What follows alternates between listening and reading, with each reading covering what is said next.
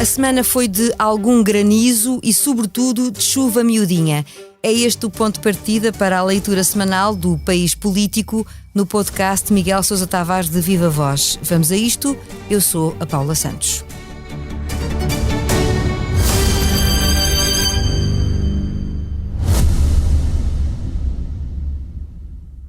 Este podcast Expresso é só um de muitos que pode ouvir no site do Expresso ou na sua plataforma preferida. Histórias inspiradoras, os debates que importam, entrevistas exclusivas. Da cultura à política, da economia ao humor. Ouça onde e quando quiser. Fica a par das últimas novidades em expresso.pt/podcasts e nas nossas redes sociais. Expresso. Liberdade para pensar. Olá, Miguel. Olá, Paula, viva. Viva! Estes foram os dias da prometida segunda parte da reunião do Conselho de Estado promovida pelo Presidente da República depois do caso Galamba Gate. Marcelo alimentou a expectativa do país sobre o desfecho do encontro e deixou as intervenções finais e com mais peso político, a sua e a do próprio Primeiro-Ministro, para estes dias de setembro. Mas Miguel não estaria a contar o Presidente da República com a estratégia de António Costa. Aparentemente não, pelo menos é a minha interpretação, é que ele não estava a contar, se bem que eu achasse que era previsível, porque vamos lá ver, Marcelo andou praticamente um mês a ameaçar António Costa com um ralhete no Conselho de Estado, com uma intervenção que já estava escrita desde junho e, portanto, houvesse o que houvesse, António Costa que se preparasse porque ia ouvir das boas. E eu acho que António Costa fez aquilo que, enfim, qualquer pessoa inteligente, com um bocado de inteligência estratégica que Costa tem em abundância, teria feito. Se ele já tinha o discurso escrito, se a sentença condenatória já estava dada, para que defender-se, não é? Para que fazer alegações em defesa própria? Mais valia ficar calado e ouvir a sentença. E com isso, eu acho que ele em parte terá desarmado o discurso condenatório de Marcelo. É evidente que eu não sei qual foi o que é que Marcelo disse, eu não tenho as minhas antenas no Conselho de Estado, ao contrário de outras pessoas, mas suponho que a montanha praticamente terá parido um rato, quer dizer, o tal discurso demolidor de Marcelo acabou por ficar um bocadinho atravessado na garganta perante o silêncio do Primeiro-Ministro. O Presidente terá aqui subvalorizado de alguma maneira aquilo que seria a resposta do Primeiro-Ministro e também o próprio momento em que faz agora esta intervenção, tendo em conta que já passou mais de um mês entre a reunião de julho e a reunião atual e é preciso olhar para esta reunião à luz destes dias e dos mais recentes acontecimentos. Acha que pode ter havido aqui uma desvalorização em excesso?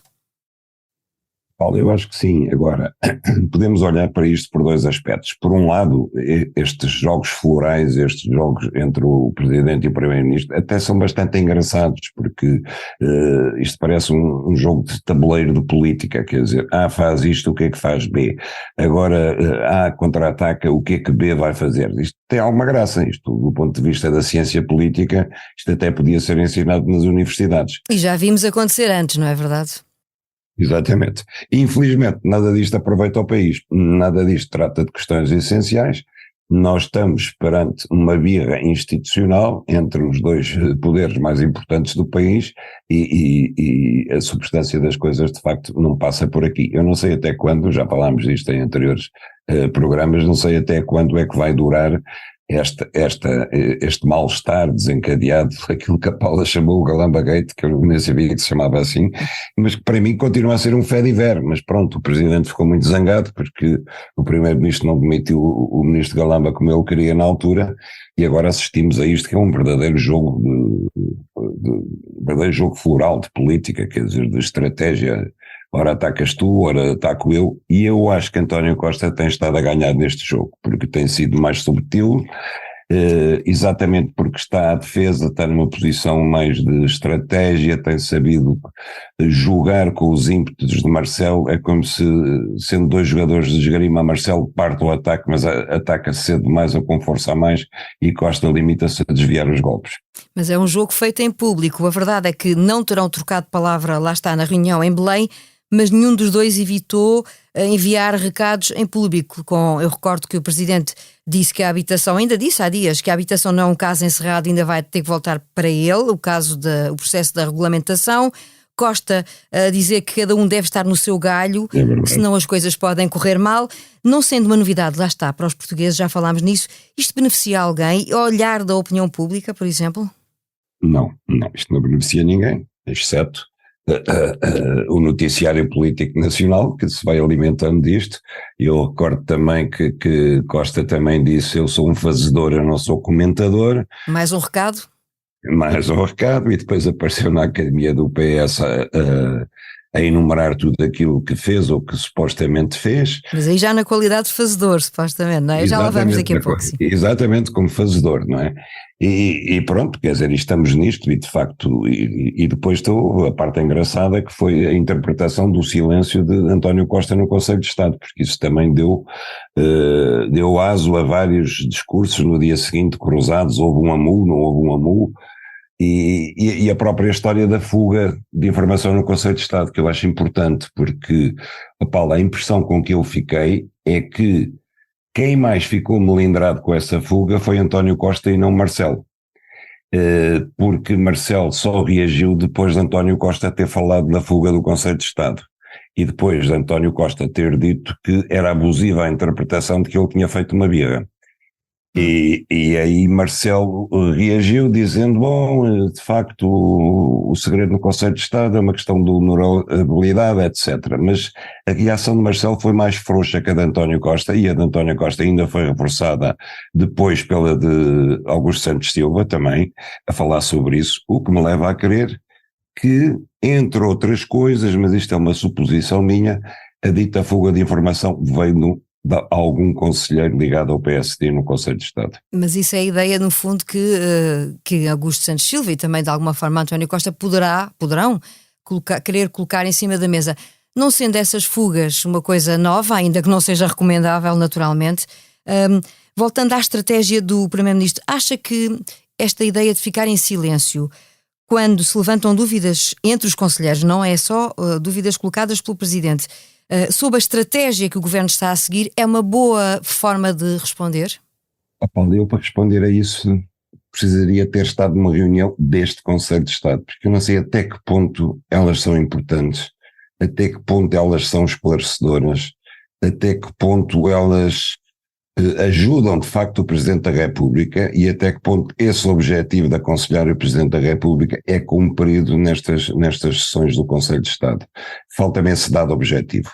E faltando-me esse dado, eu francamente não sou capaz de responder essa pergunta. Quer dizer, eu penso que a estratégia de António Costa é: mais vale não gastar cartuchos no Conselho de Estado, que não é importante, e gastá-los cá para fora para a opinião pública. Esta semana assistimos também a uma novidade, que foi a estreia de um governador do Banco de Portugal numa inédita espécie de comentário económico que envolveu também a política monetária. Que leitura é que faz do papel que Mário Centeno decidiu desempenhar? É muito curioso e dá muito que pensar, de facto. Como diz a Paula, foi completamente inédito. Inédito na forma, inédito no conteúdo. Não é que os governadores do Banco de Portugal não se tenham pronunciado aqui e agora várias vezes sobre a situação económica.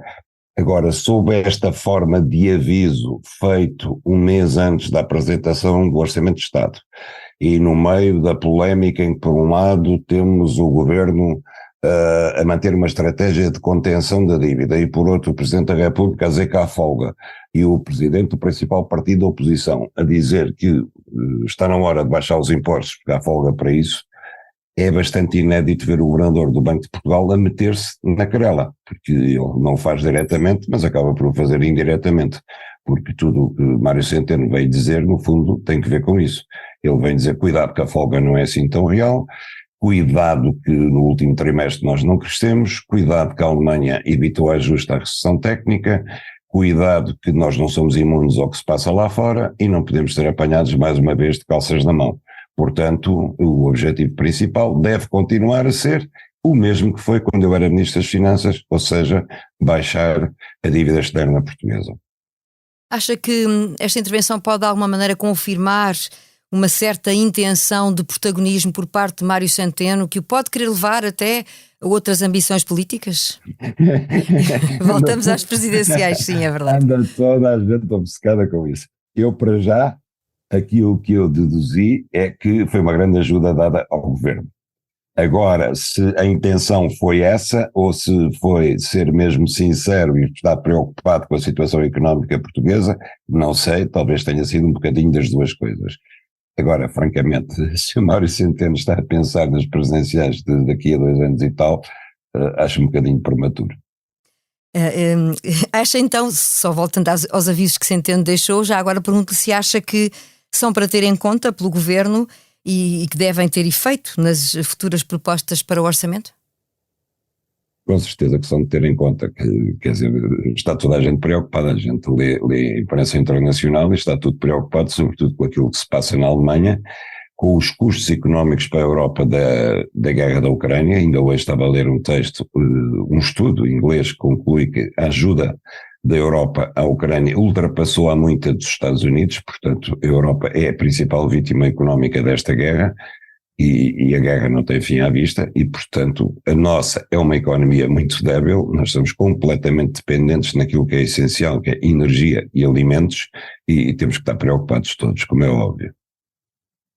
E sobre propostas futuras para a governação ainda não estamos conversados, eu prometo voltar lá mais daqui a pouco. Antes, uma breve paragem na Bienal de São Paulo, onde se conta uma outra história de Fernão de Magalhães. O tema vem a propósito de um trabalho do Jornal Público que o Miguel destaca na sua crónica semanal no Expresso e que é mais um exemplo de uma intenção de reescrever a história à luz dos dias de hoje. Mais do que visar o navegador português, a sua crítica vai para esta nova forma de pensar e analisar o passado, não é assim? É uma mistura de duas coisas. A Bienal de São Paulo, pelo aquilo que eu tenho percebido, transformou-se numa manifestação da cultura woke, está reservada a artistas de cor e que sejam ou gays ou lésbicas essencialmente, e exclui o resto, e está unicamente focada no combate ao colonialismo e ao passado colonial, e Fernão de Magalhães foi um dos pretextos para isso. Isto tudo passa-se, isso é que é irónico para mim, num edifício maravilhoso feito por um homem extraordinário que foi Oscar Niemeyer, que para mim foi o maior arquiteto de todos os tempos, para aquilo que eu conheço da obra dele, que eu vi com os meus olhos, e que curiosamente, se fosse vivo, não teria direito a um convite para esta Bienal, porque ele era branco, era homem e era heterossexual, e portanto à partida ele estava excluído desta Bienal. Isto mostra, por um lado, como as coisas estão a tornar redutoras, facciosas, como a cultura se está a tornar um campo fechado e minado, e chamando a si, não direi combates que não fazem parte da cultura, porque a cultura está metida em tudo, mas tomando uma posição facciosa que por um lado afasta as pessoas, fatalmente, e por outro lado engrossa os argumentos da extrema-direita.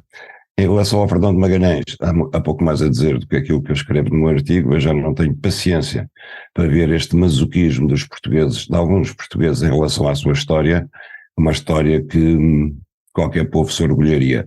Eu, pessoalmente, não tenho hoje grandes motivos de orgulho naquilo que Portugal é hoje, e aquilo que eu digo é, pelo amor de Deus, deixem-me ao menos ter orgulho naquilo que Portugal foi no passado. Acha que este exemplo da Bienal de São Paulo e esta discussão que se lança agora, de alguma maneira está a alastrar pelo mundo, em termos culturais? Eu acho, Paula, quer dizer, eu acho que um jornal de referência como o Público, fazer uma manchete com a chamada de primeira página, e 2 páginas lá dentro, a celebrar o facto de um filipino completamente desconhecido, ter transformado em heroína e com uma estátua na Bienal, de uma mulher que terá assassinado, morto Fernão de Magalhães, e passou a ser a heroína ela. Eu acho que isto é o mundo de pernas para o ar, porque, de facto, Fernão de Magalhães morreu em combate nas Filipinas, nem foi os portugueses contra os filipinos, ele estava a ajudar um chefe tribal contra o outro chefe tribal, meteu-se numa luta local, foi morto, ok. E então, esta mulher que matou um homem que transformou o mundo tal como era conhecido, que abriu uma passagem que ainda hoje é utilizada pelos navios para passar do Atlântico para o Pacífico, provou que a Terra não era redonda, um homem notável, e ele supostamente é abafado pela mulher que o matou, mas essa mulher passou à história porquê? Porque espetou uma faca no Fernão de Magalhães. Não, estamos a ver o mundo ao contrário, francamente. E depois de espreitarmos esta nova versão da história de Fernão de Magalhães na Bienal de São Paulo, chegamos ao improviso. A estratégia de António Costa perante o episódio do Conselho de Estado, onde optou, como sabemos, pelo silêncio, passou por responder na rentrée do PS com ideias para o próximo orçamento, confirmando então a tal intenção de fazedor que procurou lançar. Parece-lhe que as pistas que deixou António Costa fazem antever uma proposta que responda às críticas e a falhas atuais, nomeadamente no pacote que visa a juventude? Bom, primeiro que tudo acho que é bom que ele tenha tido esta iniciativa, embora as medidas me pareçam escassas, mas nós também, eu não sei até que ponto é que ele tem mais dinheiro para fazer mais, não somos um país rico, não se pode acudir a tudo, mas é um princípio bom, por exemplo, devolver o dinheiro das propinas, embora os estudantes vão descobrir quando tiverem o dinheiro devolvido que as propinas afinal não eram assim tão caras como dizem. O IRS começar a zero no primeiro ano de trabalho, ir subindo 25% ao ano até chegar a 75% daquilo que seria a taxa normal, transportes gratuitos, férias nas pousadas de juventude, etc. Parece coisa pouca, mas é um primeiro passo no sentido de perceber que o principal problema, se calhar, que o país enfrenta hoje em dia é, de facto, a fuga da juventude qualificada, que é aquela que sai das universidades para o estrangeiro. Eu vou só contar uma pequena história. Eu aqui há uns anos estava em Cabo Verde e estava a entrevistar o Ministro da Educação de Cabo Verde. E ele disse-me o seguinte, disse-me, repare numa coisa, nós somos um país periférico e pobre, e para nos desenvolvermos precisamos de quadros qualificados. E então apostamos muito do pouco dinheiro que temos a formar jovens lá fora no estrangeiro, em Portugal nomeadamente. O que é que acontece? Acontece que depois de termos gasto esse dinheiro, eles não voltam para Cabo Verde, eles ficam ou em Portugal ou na Holanda. Os que voltam são muito poucos. Isto é o círculo vicioso do subdesenvolvimento. Ora, connosco está-se a passar exatamente a mesma coisa. Por exemplo, nós formamos engenheiros, excelentes engenheiros. O técnico, e não só o técnico, é uma escola de formação de engenheiros magnífica. 60% dos miúdos que acabam a engenharia no técnico vão-se embora para o estrangeiro. Eu lembro-me quando nós estávamos na intervenção da Troika, veio cá a Angela Merkel e houve uma jornalista que lhe fez uma pergunta que eu senti-me desde logo envergonhado com a pergunta. Foi, como é que a senhora nos pode ajudar? Que é uma pergunta de país que está habituado a estender a mão à esmola. E ela respondeu esta coisa enxovalhante. Foi, nós estamos dispostos a receber engenheiros portugueses na Alemanha. A Alemanha, ao contrário de Portugal, tem déficit de engenheiros e são piores, a formação é pior. Ou seja, perante um país que estava ajoelhado, a chanceler alemã dispõe-se generosamente a receber na Alemanha os engenheiros cuja formação foi feita com o dinheiro dos contribuintes portugueses. Ou seja, nós agora somos o país subdesenvolvido ao pé dos outros. E quem fala de engenheiros, fala de médicos, fala de enfermeiros, fala de arquitetos e por aí fora. E, portanto, tentar evitar não só que os jovens se vão embora por razões óbvias, porque eles gostam do país onde estão, porque as suas famílias precisam deles aqui, etc., mas porque o país precisa deles, senão não tem futuro, eu acho que é a prioridade número 1 de qualquer política nacional hoje em dia. Ponto final nesta edição, Chuva Miudinha, o título que dá mote a mais um episódio do podcast Miguel Sousa Tavares de Viva Voz. A sonoplastia esteve a cargo do João Martins. Já sabe, a opinião à sexta-feira. Para a semana fazemos uma pausa neste podcast com regresso prometido a 22. Até já.